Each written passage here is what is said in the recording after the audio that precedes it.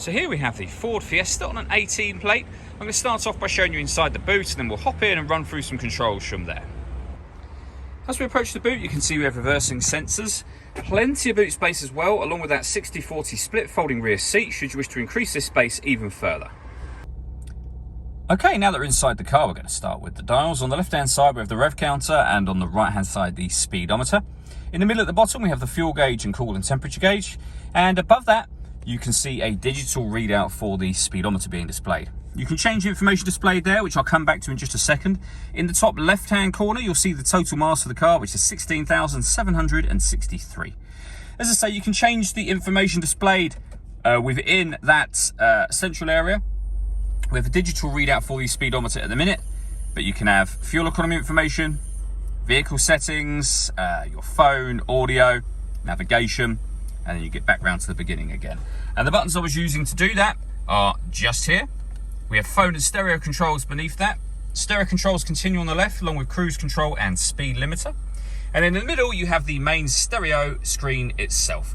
So from up here, you can access the different ways in which you can listen to music. We have AM, FM and DAB radio, as well as Bluetooth audio. This car's also got satellite navigation. There's a full video showing exactly how the sat-nav works on our website and on our YouTube channel. And here is where you'd pair your phone. Search for your vehicle on your device and select it once it is found. And as I say, once the phone is paired, you will be able to stream your music wirelessly via the phone using Bluetooth audio. This car's also got two separate USB inputs, so if you plug devices into those, they will appear up on here as further options for you. We have our main volume for the stereo. Working our way down, we then have the air conditioning, so you can determine the temperature, the fan speed, the direction you'd like the air to be distributed in. When you're happy with those settings, this button turns your air conditioning off in this case, or back on again. You can recirculate the air that's in the car. That's a great way of heating it up or cooling it down quickly depending on the temperature you've set over on this dial just here. With a heated rear screen and a proper heated front screen as well.